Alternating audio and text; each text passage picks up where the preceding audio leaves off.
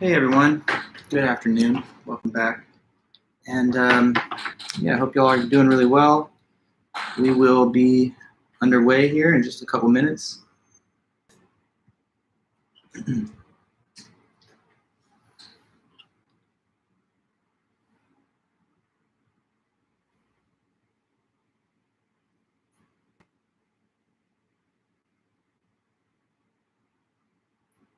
Hi Tina, how's it going?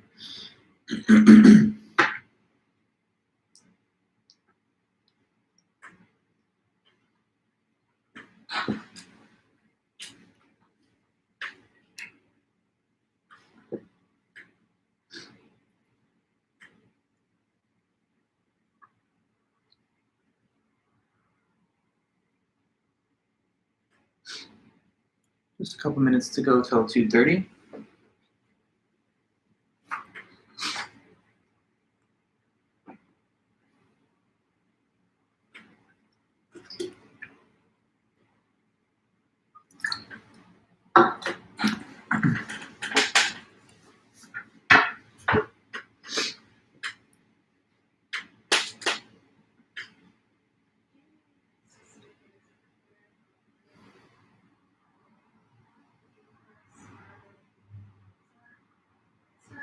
Hey Diego, welcome back, good to see you again.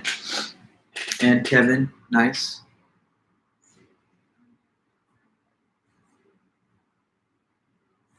Hi Carson. Let's get it, yeah. Hey Spencer, it is the final meeting. Bittersweet, I guess, but honestly, it's just sweet. It's nice to get through the semester, get to the summer. But it's been really nice meeting you guys and spending this semester together. Hey there, Derek, Annalie, Catherine, AJ. Hey there.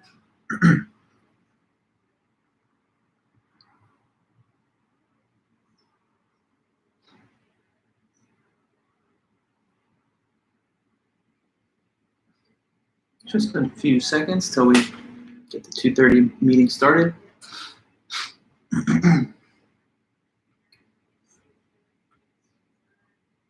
Hey, Ricardo.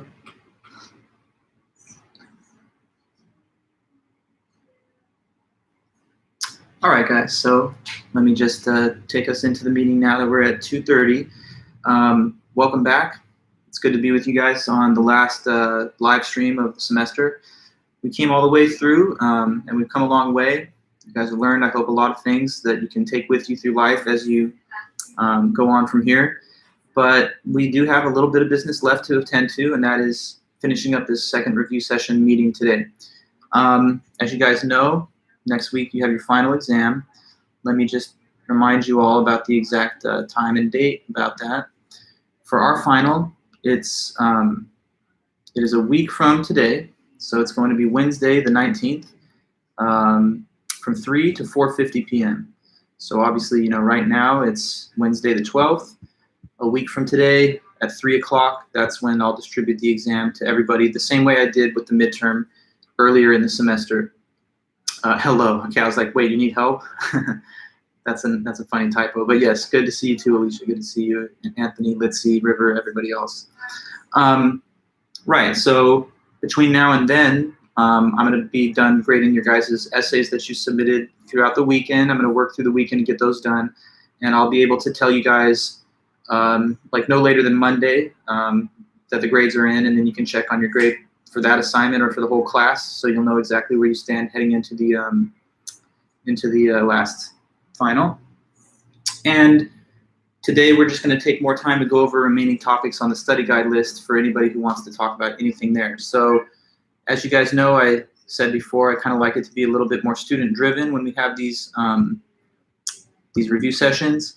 So I would ask you to direct me through which questions you want to cover, and then I would like for the students, for the most part, to take on the challenge of trying to answer those questions, but I will help again, as I've done before, whenever I think you need some guidance, or if there's little details that I need to make sure that we don't forget, I'll add them into the discussion. But other than that, it's your time to get the review going, and I'm here to assist in any way that I can as you go through it. So if you have any questions, comments, anything at all, please leave them in the chat. But I would say, let me know which study guide topics that we should go into so you can name the number. And then your classmates and I will try and give some guidance. Hey, Gabby, Maria, Nicholas, good to see everyone. Angela, welcome back.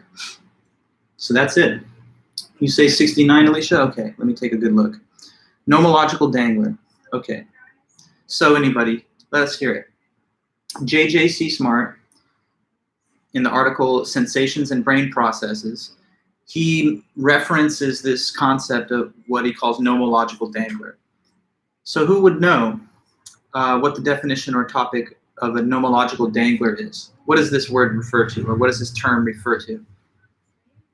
Nomological dangler. It has something to do with science, has something to do with explanation, but I'm going to say less. You tell me, what is it?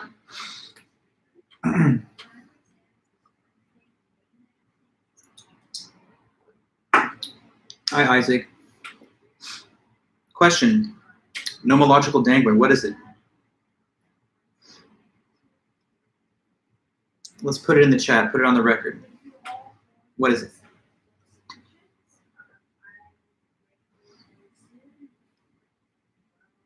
Hey, Alan. Welcome. To those arriving right now, we're trying to cover question 69. And the question is, yeah, okay, good, Tina. So Tina, you wrote it down. What is a nomological dangler? It is something that remains unexplained by science. Now, let's provide the broader context. Why did J.J.C. Smart ever talk about that word? Because he says that if dualism was true, and consciousness was not just based on the brain, but it was this mysterious, like, non-physical entity that can survive without the body even existing anymore. If you believed in dualism, then you would say consciousness is separate from the body, and it's not even dependent on the body. If that was true, then consciousness itself would be a nomological dangler. And as he mentions, science is not a fan of the concept of nomological danglers because it would represent like a failure of scientific explanation. So instead of saying that consciousness is this weird, mysterious, spiritual, supernatural thing, he says, let's just say that consciousness is just the same thing as brain processes. So sensations are brain processes, meaning that they are physical. That's the thesis that he sets out to defend. And he says the reason that he's interested in trying to show this, that sensations are brain processes, is because it takes consciousness and everything out of the realm of a nomological dangler. It brings it back into the realm of like neuroscience and physics.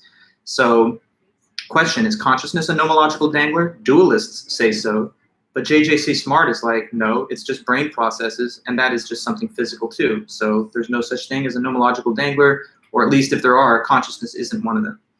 All right? And then he goes through his paper trying to push back against dualist objections to the identity thesis that sensations are brain processes. So that was Alicia's question about 69. Gabby, I'm moving on to yours, which is 39. 39, Tragedy of the Commons from, hey Summer, good to see you. Tragedy of the Commons, which was discussed by Garrett Hardin. Okay, so that takes us back to the lectures on whether we have international obligations to assist the third world poor. Garrett Hardin doesn't think that we have those obligations. And one of the points he makes in his essay was what he calls tragedy of the commons. So who can tell me what's the tragedy of the commons? It's kind of a principle that some, like, I don't know, conservative economists might hold.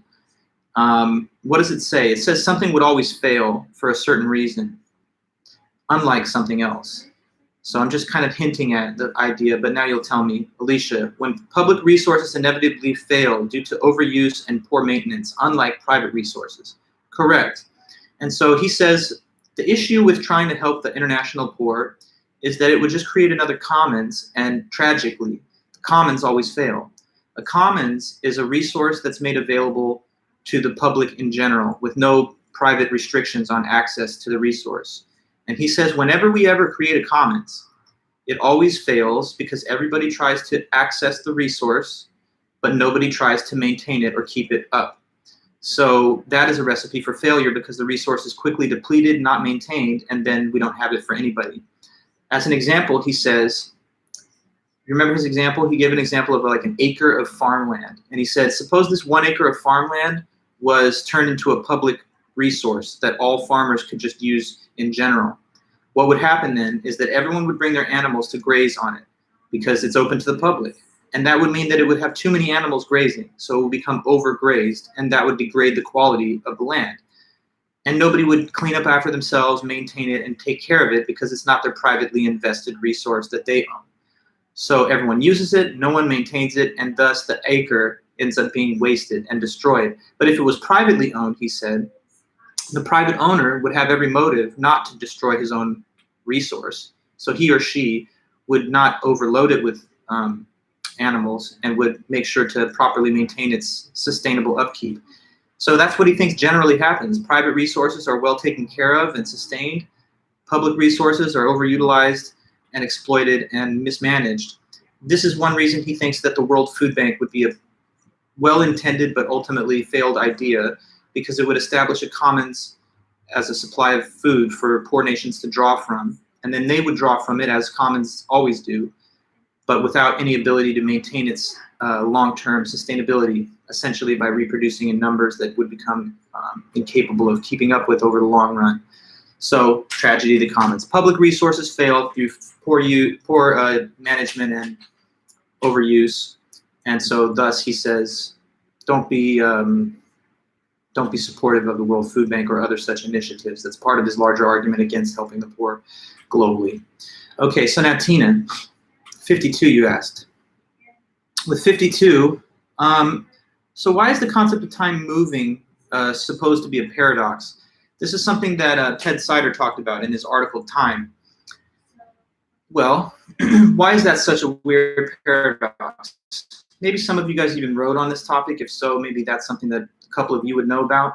But in general, we all learned about it. So why does Sider think that for time to move that's a paradox to say that time moves? Why?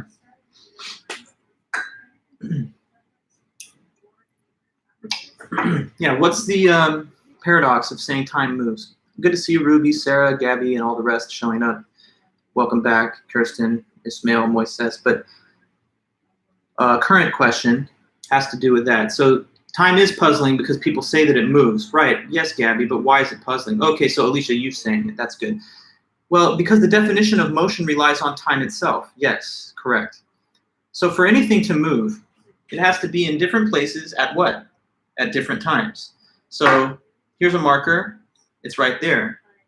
It's going to move, or I'm going to move it to, like, I don't know, maybe standing on top of the book. So watch.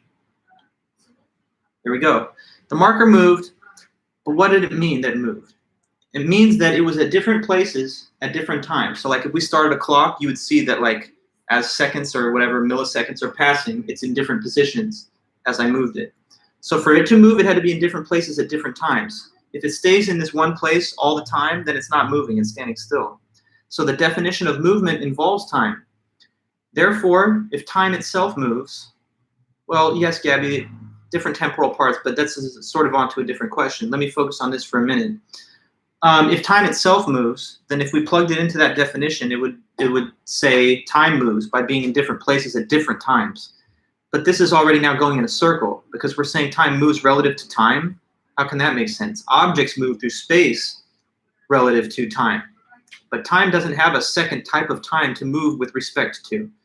And therefore, this analysis becomes circular and not explanatory. So it's a paradox to say that time moves because motion involves being in different places at different times itself. And therefore, how can time move by being in different places at different times? Time is time, so it can't move with respect to itself. Okay, so there you go. Time is puzzling, yes, Gabby, because people say that time moves, and this is puzzling because in order to define motion, we have to refer to time. Okay, Kristen, 65 and 7. No worries, let me see. So 65 is about supervenience, and 67 is about methodological naturalism. So let me go into the, okay, this is nice. Just on my watch, I'm getting, like, I always get news updates on my watch because it's connected to my cell phone. Got apps and stuff for the news. They just restored the big oil pipeline, whatever, so I guess we're going to not run out of gas. Anyway, though, to the question you're asking, 65. Supervenience physicalism. Okay, the concept of supervenience is used to explain what it means to say that everything is physical. Personally, I don't know which questions we have or haven't done. I'm leaving that more up to you guys, but I'll take whatever you ask. So someone might know, but I wouldn't be the one to remember. I'm doing a ton of review sessions for a bunch of different intro to philosophy classes, so it kind of gets lost on me, but I'll cover it if you think we should. We did it already last review. Okay, so if that's true, Kristen, maybe you'll be able to keep track, and if we double count, then maybe you can warn us away from doing it so that people can simply use the other video, and then we have the maximum efficient use of time. Okay, so anyway, to 65. Supervenience physicalism. No problem. So for supervenience, this is a concept that is used to explain what it means to say that everything's physical. In other words, to answer the interpretation question, what does it mean to say that everything is physical? Now, supervenience, to explain it, involves an example of a dot matrix picture. So someone tell me, what exactly is a dot matrix picture? What exactly is that? That's where we have to start in any explanation of supervenience.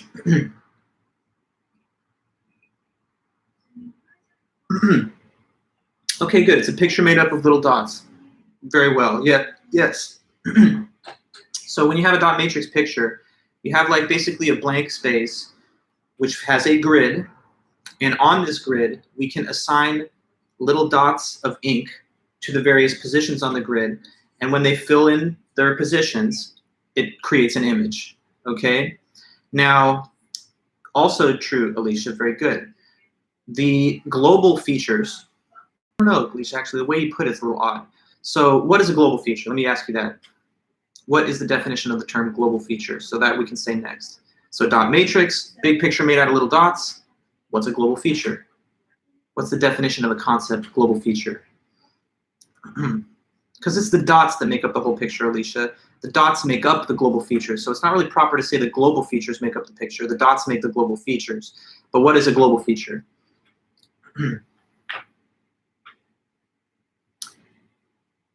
Global feature of something like a dot matrix is a what?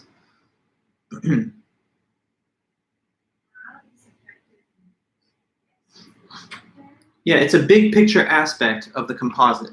All right, that's right, Anthony. And so it's one of the things that is pictured in the dot matrix image, which is created by a bunch of dots put together in a certain way.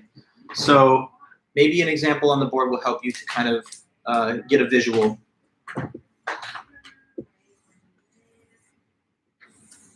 So say this is our dot matrix picture. That's why I'm trying to make a bunch of little dots, even though it's not ideal, but just doing my best.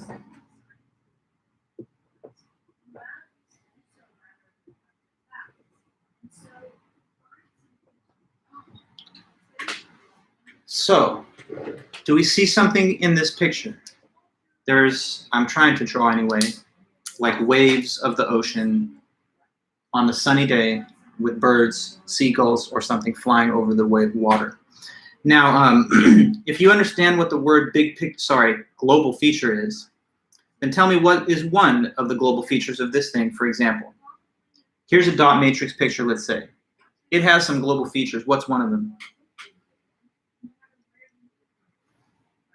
See that you understand how the term applies to this case. Okay, good, yeah. So the sun would be one of them, the ocean would be another, the birds perhaps. Those are things, objects or things, that are created by all the pattern of little dots. So a dot matrix image is a big picture made out of little dots, and they have global features. The global features are the large scale aspects of the composite that are built out of the little bits. A dot matrix image is created by dots of ink. But if you want to think about it in terms of like technology and computers and cell phones and stuff, well, this image that you're watching on your screen right now of me is also a composite image formed out of a bunch of little pixels. Like if you were to say take a screenshot and you know what that screenshot would show is just like this live chat and then me and everything else that the camera is recording. It's because you have a set of pixels that form a grid against the resolution of your screen, and digital instructions are given to the computer to illuminate each pixel on the grid with a certain type of coloration, and what that produces in the end is the big image that gets replicated on each device. That's how we share pictures, that's how we watch videos, etc. So that's the way the technology functions. So whether you're thinking of a big picture made out of tiny dots of ink or a digital image made out of tiny pixels lit up a certain way, that's what these dot matrices are supposed to explain. Now, the next point would be to say that if there were two dot matrices, okay, which had an identical array of dots that were like dot for dot identical, so like a carbon copy of this, then the second matrix, which is identical at the level of dots, would also have to have all the same, what are they, global features. Okay, so if I create a copy of this one, and the distribution of dots in the second one is identical to the distribution and order of dots here, then the second one would have all the same, global features. Now, we're supposed to transpose this example to physical reality, and that's the last step, okay? So our physical reality, by analogy to the dot matrix picture, is also a big structure, but it's made out of tiny little things too. What would be the so-called like dots that make up reality? We're not talking about ink nor pixels, but what are the physical like dots, or the word that many people use to refer to the smallest little parts of matter? What's the physical stand-in for the dots of the dot matrix example? So something making everything up, atoms, that's right, Anthony. So with supervenience, they say the following. Our whole universe is made out of atoms, and all the big things, like me and you, or this book, or this marker, those are global features of reality, and those global features of reality are just the creation of these combined little atoms. So, just as I was saying here, if there were a second physical universe, which was atomically distributed in the exact same way as ours, then that second universe would have all the same things that ours does. It would have all the same global features, including even the same psychological thoughts and conscious events. So, in other words, if there was a universe that was a physical copy of ours, it wouldn't just be a physical copy, it would be a mental copy, it would be a social and historical copy. It would be identical in every single way. So there would even be like a duplicate of you in that other universe taking this class and having whatever thought that you're having right now in your own head, because your thoughts, according to this view, are just things that supervene on atoms. So everything's made out of atoms, even your consciousness. So much so that if we imagined a second system with the same type of physical facts atomically, then it would have to have all of the same larger scale facts, including consciousness. See, dualists think that consciousness is something that's somehow liberated from the physical. Whatever's happening physically, the consciousness could be in any state at all, because it's not necessarily based on the physical.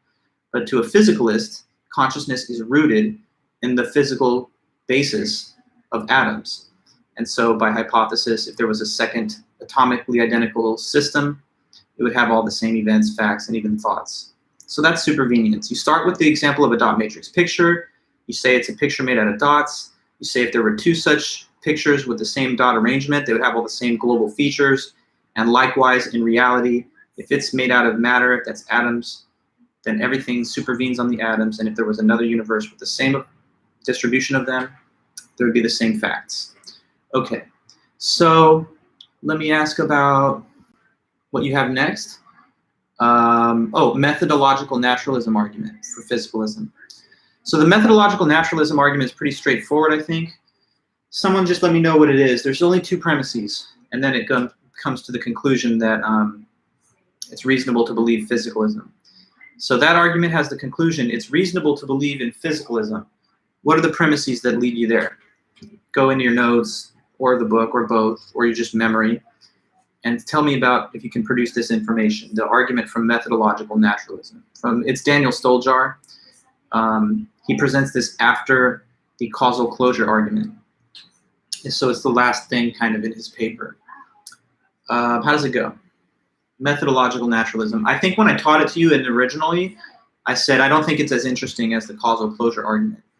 Maybe that'll jog your memory, I don't know.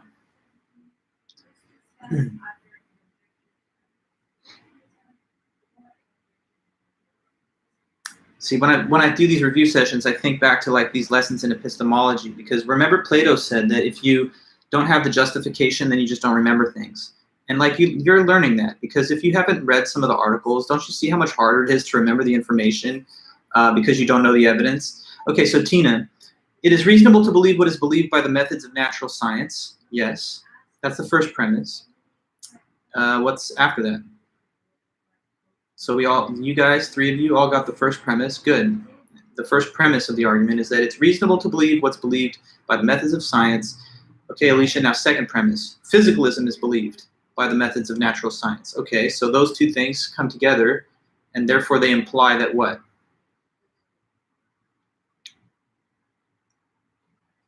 First premise, it's reasonable to believe what's believed by the methods of natural science. Second premise, physicalism is believed by the methods of natural science.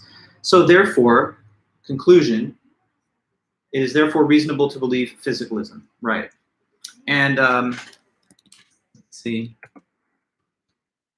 Yeah, I was going to type it out so that you saw it all in one format, but I'm thinking you guys can do that on your own. So to save time, I'll leave it at that because it's already in the chat. But see, like, because we have duplicates of the premises and stuff, therefore, to make sure you know what the argument is, the first premise is, it is reasonable to believe what is believed by the methods of natural science.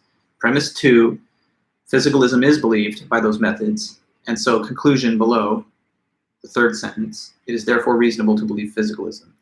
And just looking at the argument overall, here's what it's saying in more depth. Whatever scientists believe or say is reasonable. So if you follow their lead and you believe the same thing, you'll be reasonable too. And then it just goes on from there to mention that, yeah, physicalism is the consensus science. So if scientists believe that, and whatever they believe is reasonable, then that's reasonable for you as well. Okay, I don't think it's as interesting as the other argument, just because it kind of outsources the intellectual labor to the scientific community, and it says just do what they do, don't ask questions about it. Maybe that's fair in a way, but it's not intellectually satisfying to those of us who want to know their reasoning and why they come to their conclusions. But anyway, there you go. So let's hear your next question if you have one. Still plenty of time. 66, okay. So yeah, interpretation versus the truth question. Daniel Stoljar says that if you want to understand physicalism, you have to answer these two questions. So these are two different questions about physicalism, and I'm just going to ask you to tell me what the questions were. So go ahead and list interpretation question, state what it is, and truth question, and state what it is. And then from there, we can discuss it further. So what do you say are those two questions?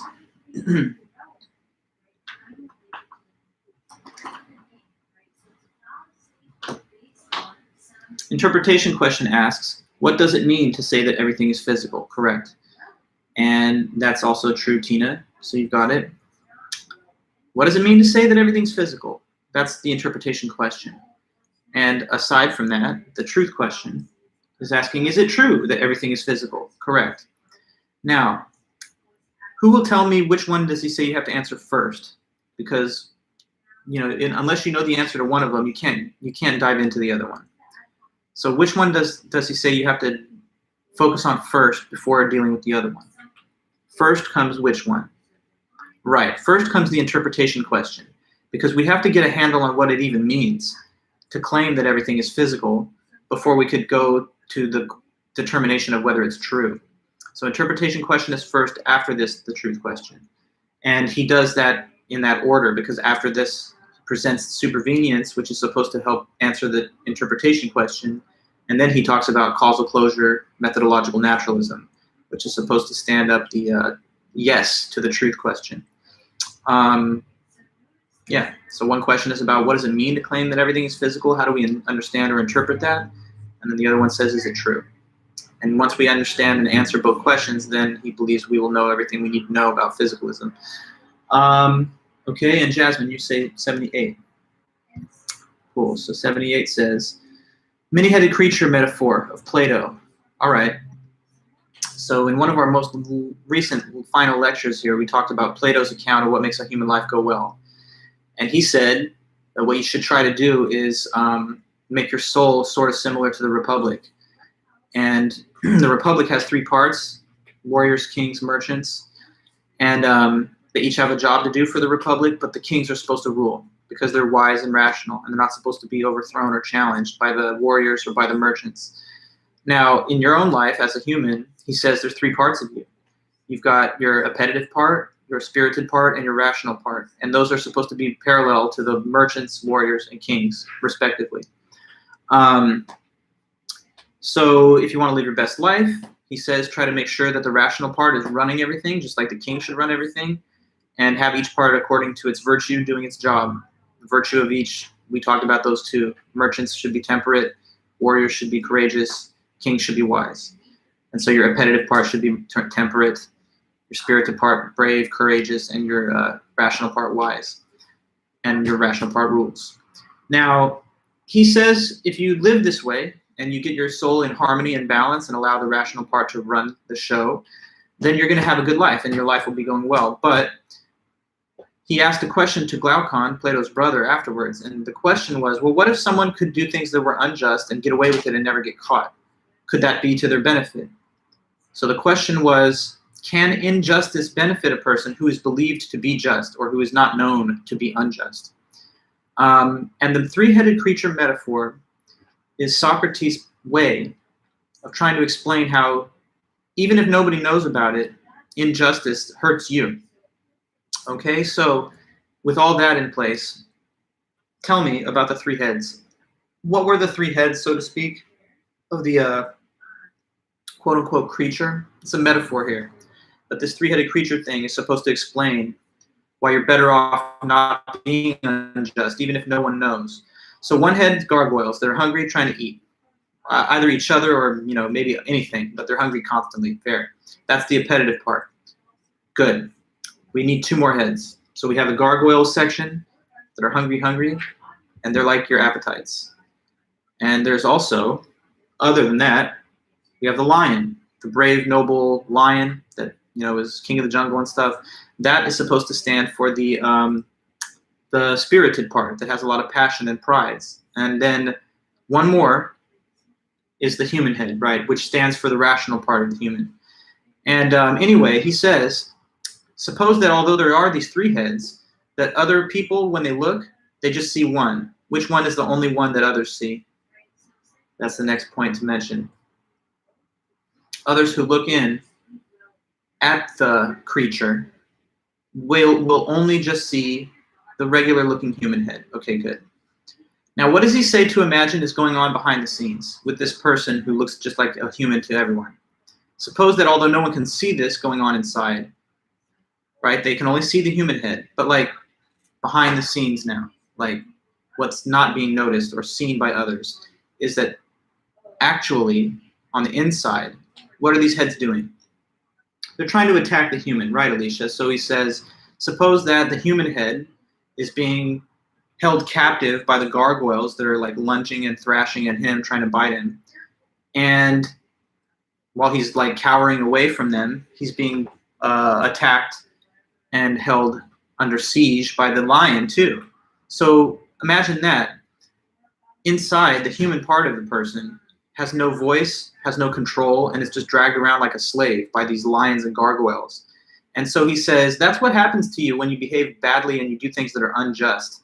Even if nobody knows about it, because no one can see this, like in the metaphor, they just see the human face. But even if nobody can see it, there's a bad thing happening to you on the inside, and it's not to your benefit to have that happen, because it means that the rational part of you, the most human, the most godly, is being held captive and enslaved by these inferior parts of the soul. So that's like a person who gets dragged around by their passions or by their appetites, and they don't ever have the ability to think rationally.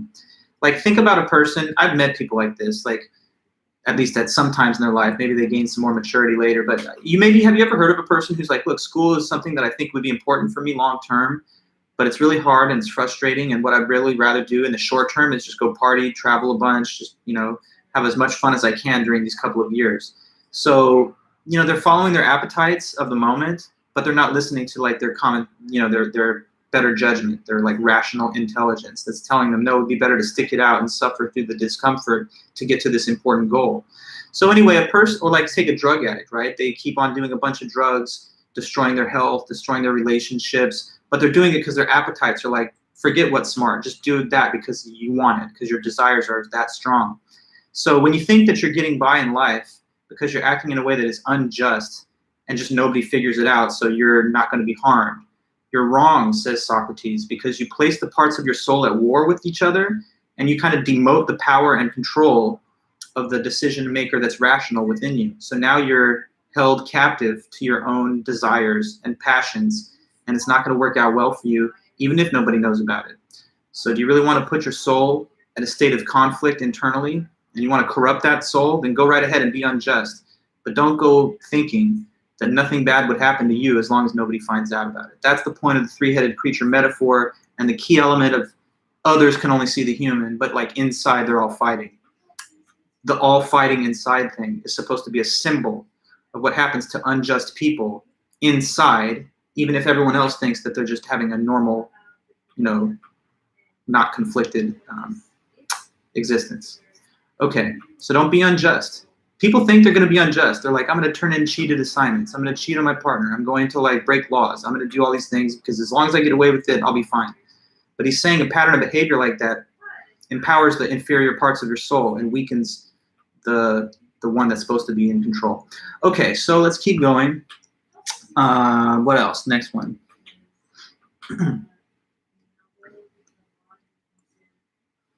So Gabby, in 45, when it asks the classical account, it's asking for the conditions of knowledge. No problem, Jacqueline, thanks. Yes, it is asking about the classical account of knowledge. And so tell me what it is. What is the definition of knowledge from the ancient Greeks that lasted for so long until the American philosopher Gettier in 1963 challenged it? I think, did I tell you Gettier just died, by the way? Maybe I mentioned it, but rest in peace, Gettier. This guy's a legend. And he did pass away during our semester, right when I was teaching him to you, so that's funny. Anyway, justified true belief, JTB. Now, that's the classical account of knowledge. It says that for you to know anything, those three things have to be there. You would define each condition, okay? You would say, what is truth? It's when whatever the proposition says matches reality. And you could give an example. What is a belief? It is when a person thinks that a proposition is true. You could give an example. Or you could give an example about a belief that two people don't agree on, like maybe the question of whether somebody's guilty of a crime and two jurors disagree. One thinks they are, the other doesn't. Well, they have different beliefs, but there's still just one fact about whether they are guilty. Justification, that's when you have what good reasons or evidence to support your belief, okay? So like if you're the detective and you say, I think they're guilty, but I'm not just guessing because I have like detailed proof, or at least I have what looks like good proof. Their fingerprints are all over the weapons. People said that they were plotting the attack for weeks, so they're the motive. Therefore, have justification to hold this belief. Okay, so justification and belief and truth are supposed to show you knowledge, or supposed to have, that's what counts as knowledge. The claim is that they're each one needed, but they're not enough by themselves.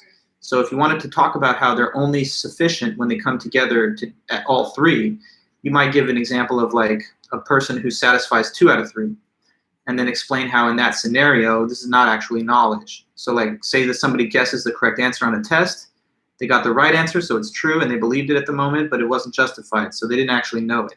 Or suppose that someone has a lot of evidence for something, but it's not actually true. So they would have been justified, and they did believe it, but it was false. Like maybe people tried to trick them into thinking something, and they gave them like, catfishing. Take that as an example. Someone thinks they're having a whole relationship with like a woman or whatever, but it's actually like a man, and he's catfishing the person to try and get their credit card accounts and stuff. You could say that if they're really good at catfishing, this person would be justified in thinking that they're having this relationship, but it would be false. And so they wouldn't, of course, have knowledge that they're talking to a woman because it wouldn't be correct, but they could be justified in believing it. So I don't know, I'm giving you examples, maybe that you can identify with or relate to, just to show you how it's needed to have all three, okay? And so that's the classical account of knowledge. Believe something, it's true, and you have evidence. If any one of them is off, though, even if it's just one, it's not knowledge then. Okay, good, thanks, Gabby. So Jasmine, you say 70. All right, so from J.J.C. Smart's article, Sensations and Brain Processes, he made the argument that any state of consciousness that you ever have is just a brain process, and therefore physicalism is true, because that means consciousness is just physical events of the brain. After this, he takes on objections from dualism that he thinks people might raise against his position. And he tries to set the objections to the side by rejecting them and showing how they don't work. One of the objections, the first one, is this one. And it's the objection that has to do with someone saying a man may not know anything about brain processes, but of course can describe their sensations in everyday language. So tell me if you can, with that little bit of assistance, point out the objection. What is it trying to say? So a person may be able to talk about their sensations, but they don't know anything about what's happening in their brain. So what might that imply?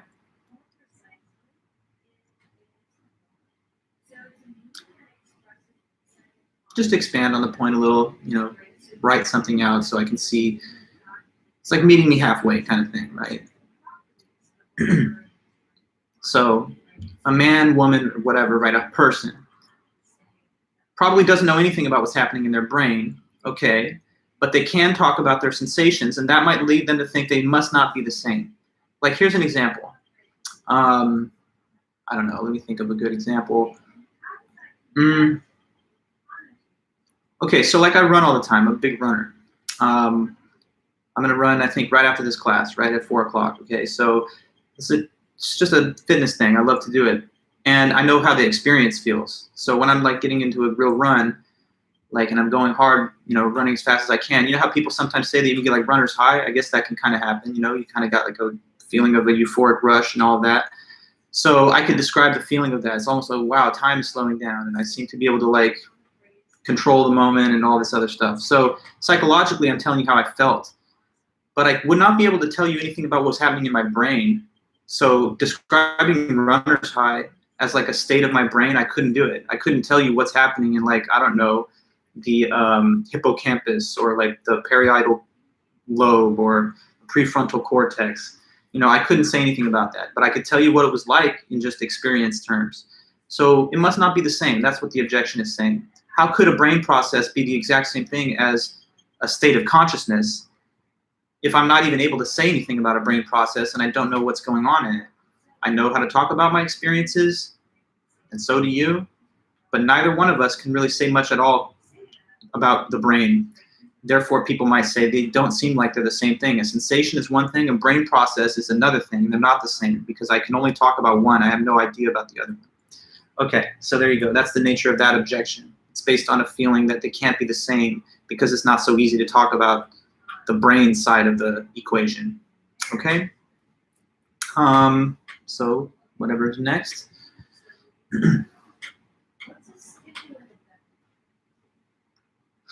75, Tina, okay. So Alan Turing, the great father of the digital computer and kind of like an unsung hero of the 20th century, but I don't know if I could really say that so much because they did make the Imitation Game movie, and it was an Oscar-winning film. But even despite that, I still think he's not well known enough. But yeah, so Alan Turing, he wrote the paper Computing Machinery and Intelligence. So simply stated, let me ask, does Alan Turing think that computers could ever think and have consciousness like us? Does he think that's possible? Alan Turing, creator of the computer. Does he think that a machine could ever have consciousness? Yes, he does. Correct. He does think that. So now, when will that happen, according to Alan Turing? What will be the criteria that will allow us to say now they have consciousness, now they've got it? Because obviously he wrote it in 1950, and back then they weren't doing anything very impressive. But at what point would he be willing to say now they do have it? So you say, Alicia, he thinks they can imitate very well in the future. Right. So what he says is that when, it's more when than if for him, because he really doesn't see that this is impossible. But once we get to that point, that the computer can reliably deceive the interrogator in the imitation game into getting the wrong identification, like around a 50% rate of failure, that is when we shall say that these are thinking machines now that are really conscious, because at that point, no one can tell the difference between them and human interaction, okay? So like when you guys call like sometimes automated phone operators, it's like they try to make them seem like they're people, like, hello, how are you? But it's like it's all like recorded. It's easy to tell that's not a person. But if you're dealing with a really sophisticated AI, it'd be much harder to tell the difference, and they're getting better all the time. So Turing says that when we reach that time in history that interviews conducted with humans and computers cannot be told the difference, then that's when we would say they're thinking machines. He predicted that by the time of the year 2000, computers would be advanced enough to maybe trick us 20–30% of the time. But then sometime in this 21st century, he thought that we would get there as computers keep getting more powerful, more processing power, better data storage and speeds. So anyway, short story, yes, they could have consciousness, but it will have to be when they pass the Turing test. And so you would describe maybe little aspects of the Turing test, say what the results would have to be for them to have consciousness according to Turing. That's all it would take for them to have consciousness, he says. But not everybody even agrees, right? Some people think that's not a test of consciousness, it's just a test of imitation. But he doesn't agree with that. Okay, so from there I saw, let's see who's next question. 29 and 30 from Gabby there. Okay, so the categorical imperative. There are two different versions of Kant's categorical imperative. So the famous moral philosopher from Germany, Immanuel Kant, he said that if you want to be moral and do the right stuff, then you have to live according to this principle that's called the categorical imperative, which he thinks reason just reveals to us, and it dictates to us the terms of the moral law. So there's two versions of categorical imperative. Someone will be able to tell me how to state either version, and then we'll go from there. So version 1, act always so that the blah, blah, blah could be a blah, blah, blah. And version 2, never treat a person like a whatever. Okay, so Alicia, version 1, act always so that, I would write instead of the word is, act always so that the maxim which describes your action could be willed to be a universal law. Right. Okay, now that requires a little explanation. So can you add detail to this and expand? I know that's like the verbatim statement of it, correct? But like, what does this mean in other words? What is it to have an action that could be willed to be a universal law? Okay, so Alicia, maxim, I will do X in circumstances C. Universal law, all people will do X in circumstances C. Correct. Yeah, well, that's also true, Jasmine, the second version. I'm going to get to that on your comment also, Tina.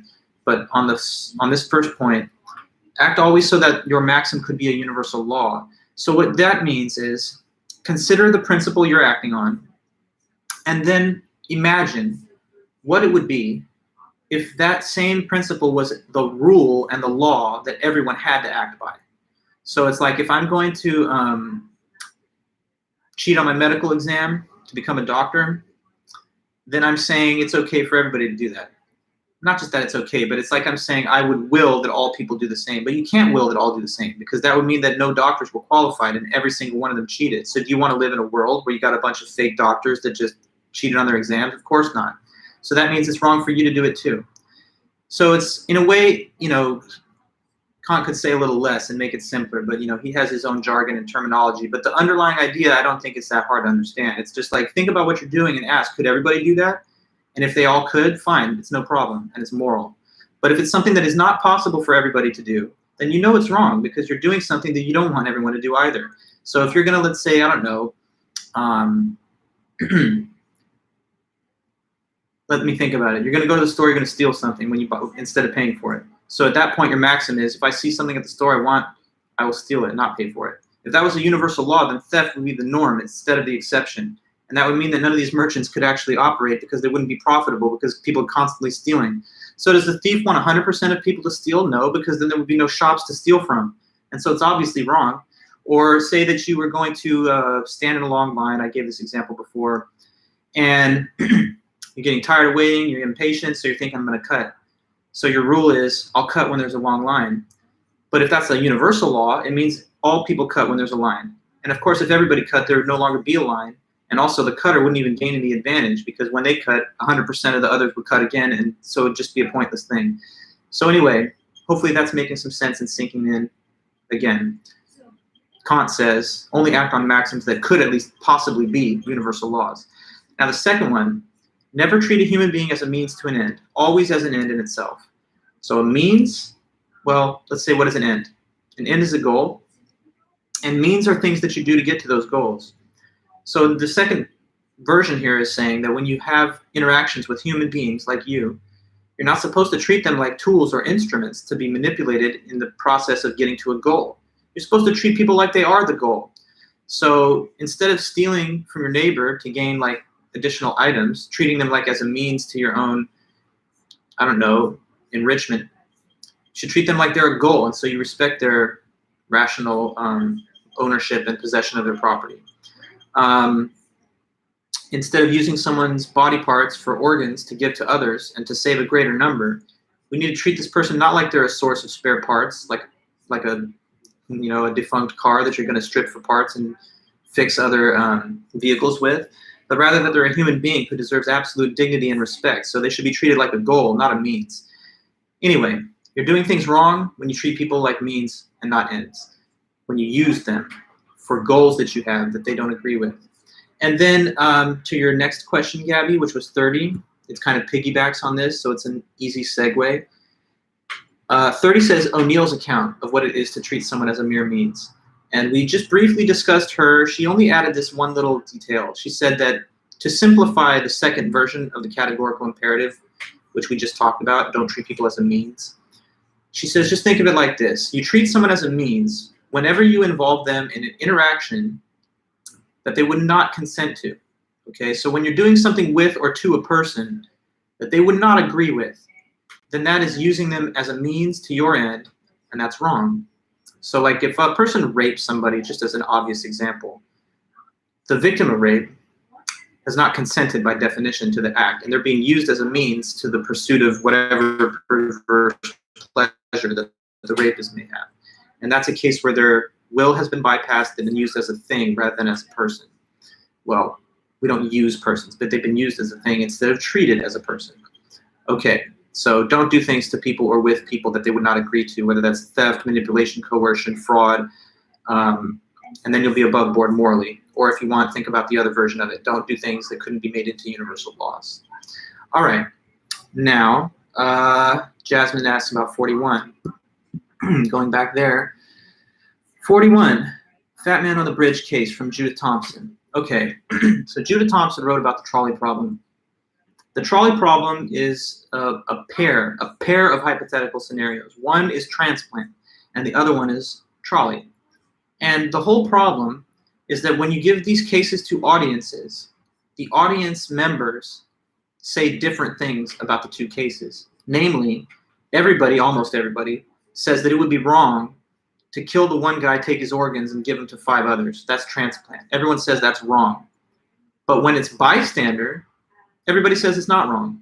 Everybody's like, okay, well, if you flip a switch and it sends the trolley to the other path where there's only one person, that is okay. It's not okay to do the transplant thing, but it's okay to flip the switch.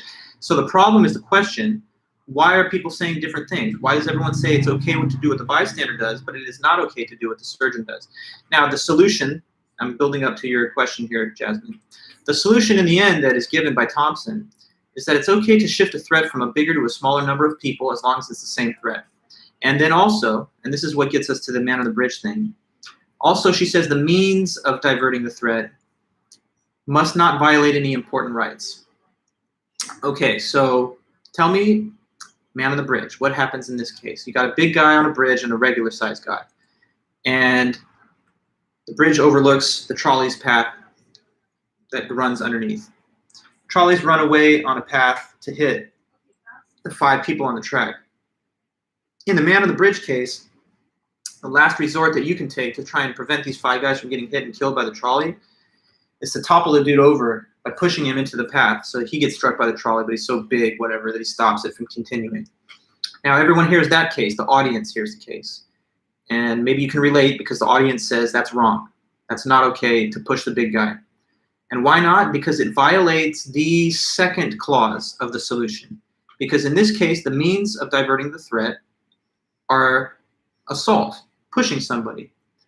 And in the other trolley cases, the means of diversion is just flipping a switch, which is not by itself the violation of an important right. So if you must, You may divert a threat from a bigger to a smaller number, but the way you do it matters too. So you must not do it in a way that violates an important right, like by means of an act of assault or accosting somebody physically or whatever. Okay? So the man on the bridge case illustrates for Thompson the reason that she requires the second element of her final solution of the trolley problem, which is that you must not use means that violate important rights. Okay. But let me say this, the man on the bridge case, it does not have to be mentioned if the question was just about how to solve the trolley problem. The man on the bridge case is only used to explain why she adds the second little element. But if you were just asked, like, what's the solution to the trolley problem, you could just say, like, okay, it's okay to divert a threat from a bigger to a smaller number of people as long as it's the same threat. In all the trolley cases, it's the same trolley that's going to either hit 5 or 1. But in the transplant case, the threat to the 5 is organ failure, natural causes. The threat to the 1 is a homicidal surgeon, and that's not the same threat that's being shifted around. And that's why it's wrong to do that, unlike the trolley cases. Except for man on the bridge, but that's like a separate point. Okay, so good. I see us with still 20 minutes at least. So more time exists to go into more. Let me know what's next for you.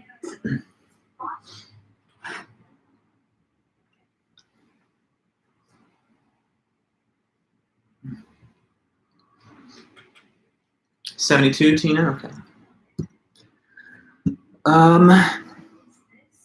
Okay, imitation game. So let me know it. What is the imitation game? What's the imitation game? How does it play? Suppose that you were going to set this game up to be played. I ask you to report on how you set it up. What materials do you need?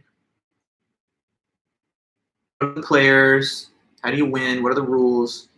Just go ahead and tell me how it's played. Imitation game, Alan Turing. It's a way of checking to see if computers could ever have consciousness. So just go over those details. Okay, we'll get to those questions.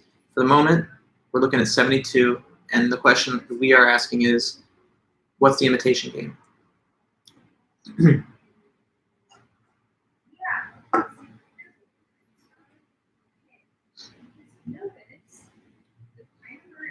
Okay, Alicia, so you say, a test with a contestant and a computer. There's a wall that separates the interrogator from the contestants. Okay, that's a good start. We have to say a little more, though. What's the interrogator's goal? And what does he get to do to try and get to that goal? Goal of the interrogator? I mean, it's a game, so how does he win? Okay, so the test is to see if the computer can imitate the human enough to trick the interrogator, right? And from the interrogator's point of view, like his mission is to try and make the correct call of who is a human and who is a computer, right? Now, what does he get to base his judgment on? The answers he gets back from 2 separate interviews. Okay, so he conducts 2 interviews with the people on the other side, well, one person, one robot, that are on the other side of the wall. The wall is placed there so that he can't just see them, and that would kind of give it away, who's who.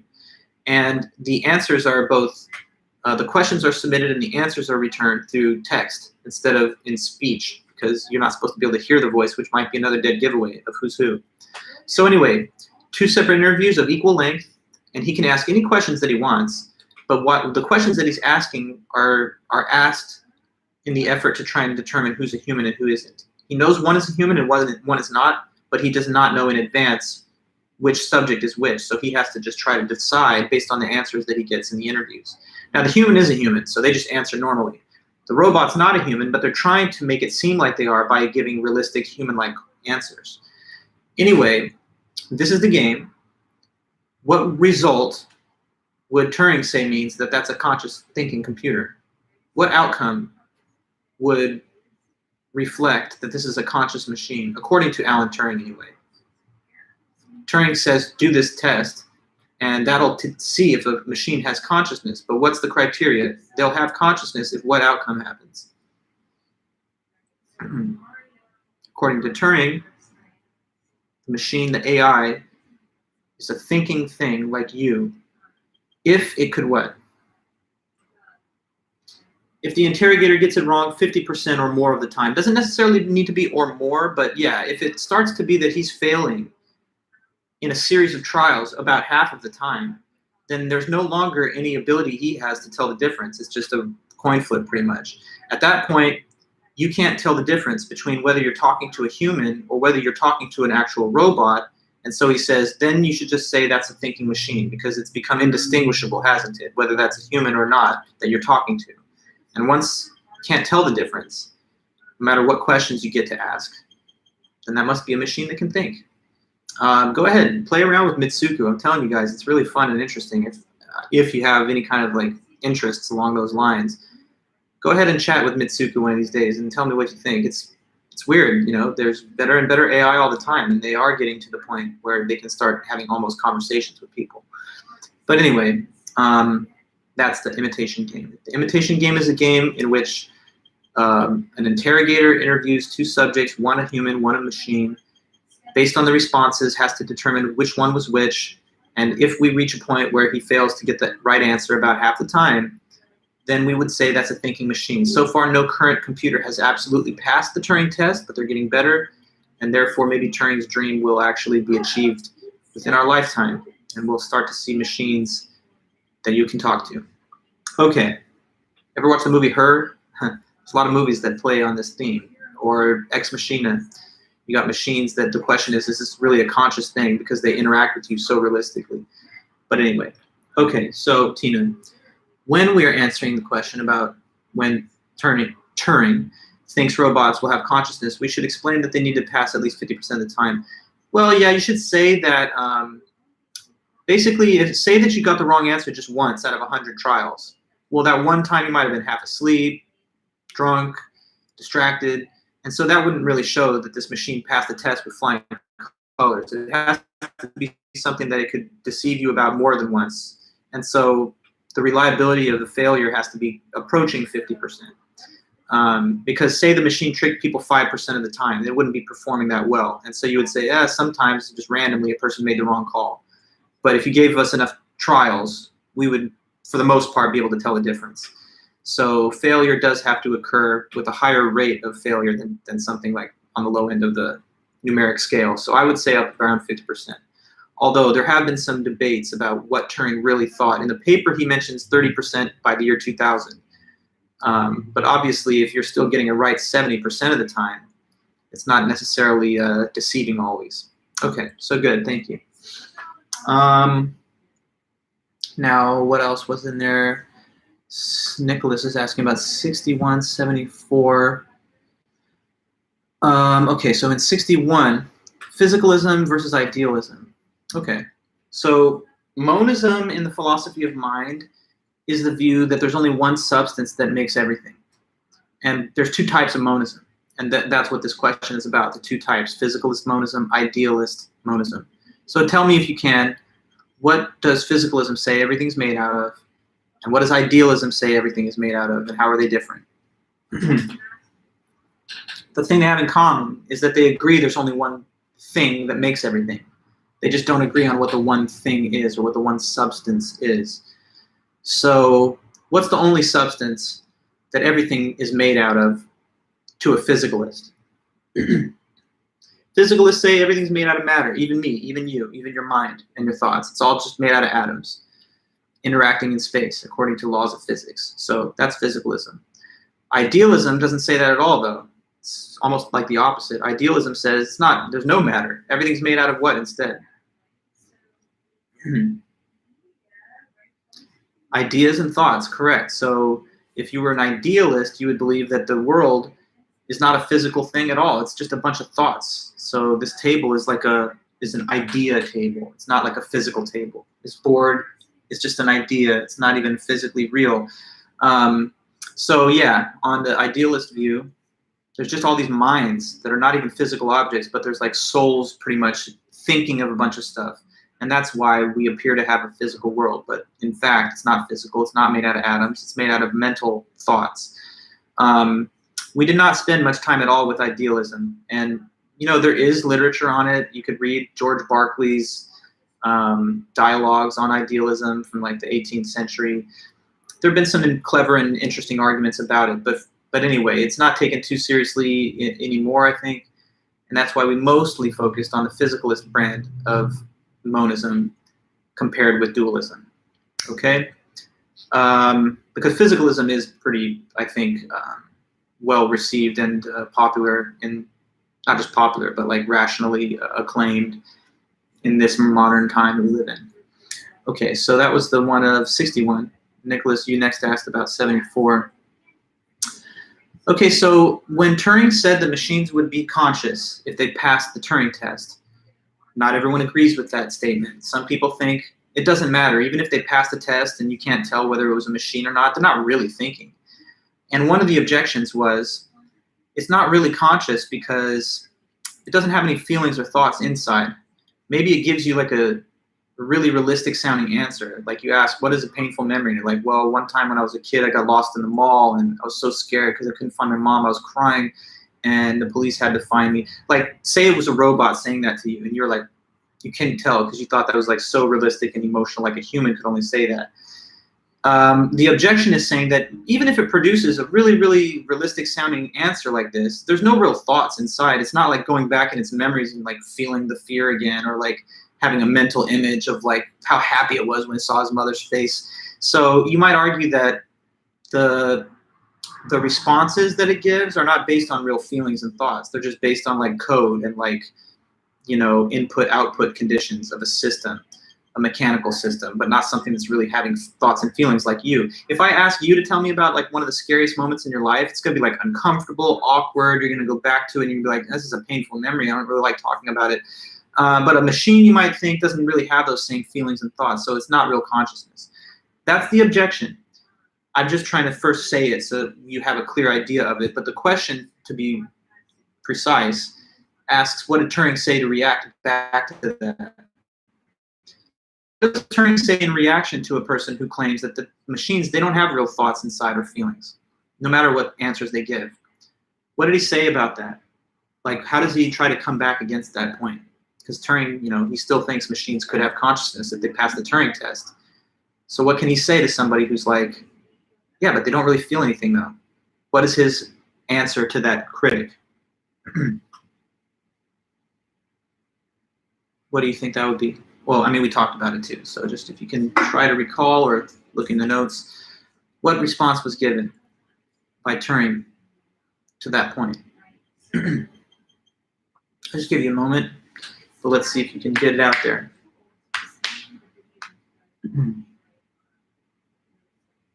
The objection from consciousness would be, I think, the label given to it in the notes. So if that helps you a little bit, maybe to find the point in the written notes if you have them. What response?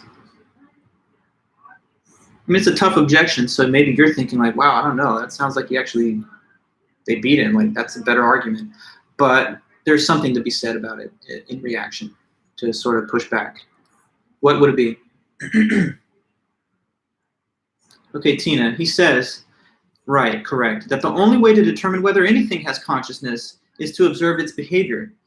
And that's right, because you cannot feel anybody's feelings except for yours. You know, you can't feel my feelings, or you can't see my thoughts, what I'm thinking of. You can only see your own. And therefore, he says, what is this business of like, well, the machine doesn't have thoughts and feelings? You're just saying that because you're not the machine, and you're never going to be. But by the way, like when it comes to other human beings too, you don't have their feelings or thoughts. So if you're really skeptical that something does not have consciousness because you can't feel it thinking, then you should be skeptical that any other human being has consciousness. Maybe you're the only one that has thoughts and feelings, and the rest of us are all just zombies that behave as though we're conscious. You don't believe that because you can see our behavior, and you judge that we have consciousness just based off of that. So if it's a behavioral criteria for whether anything has consciousness, and he says that's the only possible criteria there could be, because again, you can't like escape the first person perspective and observe other people's feelings from inside of themselves. So that means that it's an unfair standard to impose. To say that we only know something's conscious when we can feel it thinking its stuff, you can't have that experience for anybody aside from yourself. So unless you're a total skeptic like Descartes and you think you're the only mind, then when machines behave in a way that is indistinguishable from human behavior and conversation, they should be credited as having consciousness. So essentially his objection is observation from a third person point of view is the only type of evidence you'll ever have that anything has consciousness aside from yourself, which you can verify from the first person view. And since you're limited to the third person observational perspective on other things that have consciousness, the computers are no different and they're just the same. So, I mean, to be really, really oversimple, and I don't think you shouldn't give this as your answer if I chose this question, but sometimes I think about it just in this crude way. Like, how do you know? How do you know they don't have feelings and thoughts? You're just saying that because you're not the computer, but there'd be no way for you to know that, since after all, you're just you and you can't perceive any other individual's thoughts from a first-person view. Okay, so that I hope makes some good sense to you. Gabby asks about 25. Looking at 25, utilitarianism is a theory fit for swine. So that's an objection to John Stuart Mill's ethical theory of utilitarianism. And first of all, utilitarian ethics says that the right action is just whichever action that creates the most overall happiness or pleasure for the greatest number of people. And, you know, after that claim is put forward, he takes on some objections. So one objection is that it could be seen as a theory fit for swine. Tell me, anybody, if you can remember, why would some critic look at utilitarianism and come away with the reaction that that's for like literal pigs and farm animals? Why would somebody think it's a theory for swine? What is it about utilitarianism that calls any ideas to mind of like a swine's lifestyle? Can you tell me? What's the basis of the criticism first? Once we know this, we can speak to the response. But yeah, okay, because it focuses on pleasure. That's right. And pleasure, some people think, is beneath our dignity as intelligent creatures. Like, why should we all preoccupy ourselves with pursuing pleasure? Somebody might think pleasure is unworthy of our attention because we're better than animals. Somebody might say, okay, if I was a pig, right, I would just live for pleasure. I would just live for rolling in the mud, sleeping, having sex, eating, and that would be a good life of a pig. But I'm a human being, and my life has a greater intellectual value than just pursuit of pleasure. So it seems low, it seems animalistic, bestial to do what utilitarianism says, to focus on maximizing pleasure. You're telling me to live like an animal? That doesn't sound right. But what does Mill say to try and correct the record and defend his theory against that objection? Can you tell me that? He says, not so fast. No, it's not for swine. Because, right, Alicia, he says there's actually two types of pleasures. There's higher pleasures, which are just pleasures for humans exclusively. And then there are pleasures that are lower pleasures, which animals could enjoy too. And so even beyond that, Alicia, he says that the higher pleasures are better and they matter more. And so he's not actually saying go out and focus on lower pleasures. The criticism seems to misunderstand that pleasures can be higher too. And so he doesn't think it's a theory for swine because it's not telling you just sleep all day and eat a bunch of food and just take a bunch of drugs or something and get as much pleasure as possible. No, it says to pursue all the pleasures that humans are capable of, including the higher pleasures, and he even places extra emphasis and weight on the higher ones because he thinks they do matter more, since the human condition is a higher and more noble and worthy condition than the condition of an animal. And it's simply because we can enjoy these higher type of intellectual pleasures. So what are examples of higher pleasures? Art, literature, music, philosophy, math, technology, science, dance, fashion, finance, and we could just go on and on and on. So many things that only humans could possibly even understand, much less enjoy, those are higher pleasures. So he says, never mind to the critic. The critic thought I said, hey, live like a pig because you should focus on pleasure. But I'm not just saying lower pleasures, and that's where they misunderstood me. So when you see that there are higher pleasures, you'll understand this is not a theory for swine. It's a theory for people because it includes both types of pleasures with extra emphasis on the higher ones. Okay, so that's all good. Thank you guys for your help. If I scroll up a bit, seeing Jasmine's question of 80 to 81. Okay, yeah, way at the end.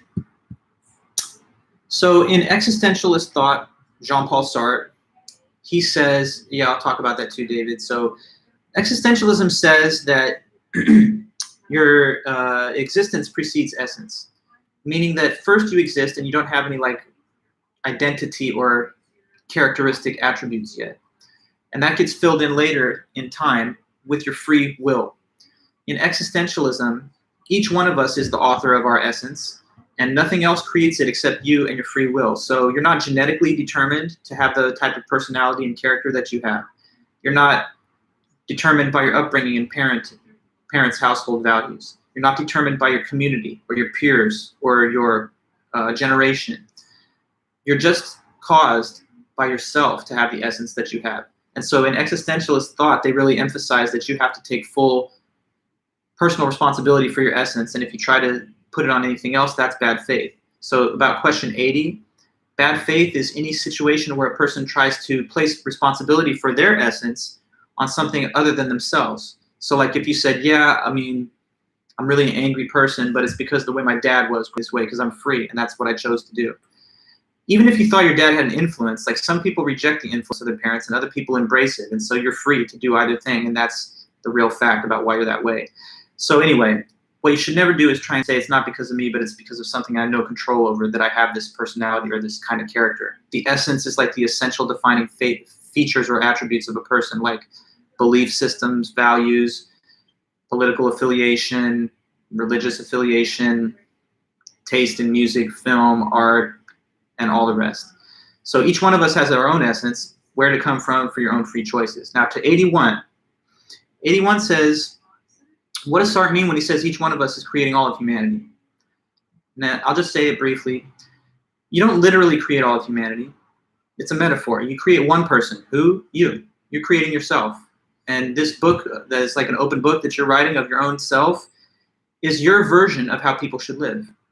Okay, so like you stand by your own values and decisions. And so when you make them sort of also for all of humanity, because the person that you end up creating is your example of how you think people ought to live.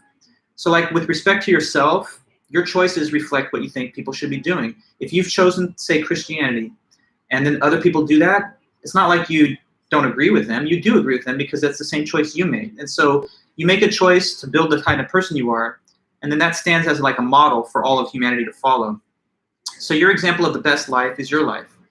And that's why he says when you create yourself, you create all of humanity, because if everyone lived the way you live, you'd approve of it because it would be in line with your own choices. So in my case, if people want to study philosophy, learn how to play music, get into running, I have no problem with that. I'll be totally fine with that because you know what? That's how I am, and those are my free choices. So I believe in those things. And the same with you, right? If you believe in marriage and you get married, then you're going to have no problem with other people getting married. If you're the person who says, yeah, marriage is for the birds and people should just be polyamorous or something, then if other people do that, you believe in that. So by creating yourself, you just create one person literally, but sort of by extension, you place this as an example for all people to follow. So you're kind of like, I'm doing it the right way. If people do my thing, then that's good too for everybody, not just for me.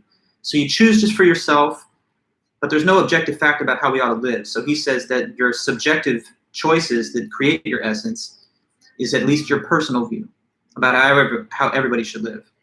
I mean, it's kind of, it really goes across the board. If someone's out there, killing people and they meet other serial killers on death row, they're probably like, yeah, well, most people don't kill, but we get it, right? It's a good thing too, So anyway, that's the point. When you create one person, you create all of humanity, not literally, but sort of through a metaphor. Okay, then, so we really have come to the end. This is it. We've finished the last live stream. So don't forget, you guys all got to be ready for that final. That's going to happen next week.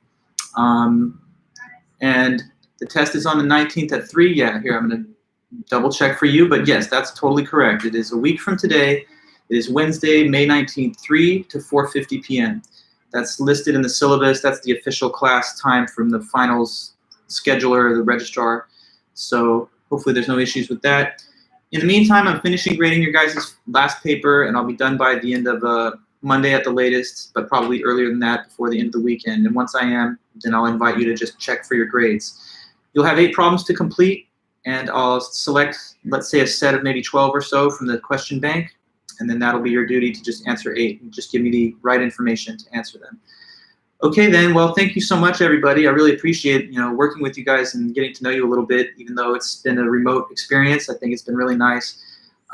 Yes, you have the entire 1 hour and 50 minutes, so that's why I give you maybe just a couple more questions than 6, but no more than 8. Yeah, so I'm wishing you guys really well in the rest of your schooling and really throughout your life. I'm glad that we crossed paths. Can you do me one favor too, if you guys ever get time? Yes, 3 to 4:50 next Wednesday. That's correct, Jasmine, as you see on the syllabus.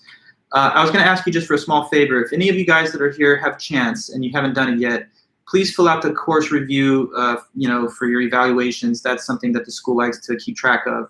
And the response rate helps when you guys fill it out. So if you have a chance, please go ahead and do that. Anyway, be in touch. I'll be in touch with you guys through email until the day of the test.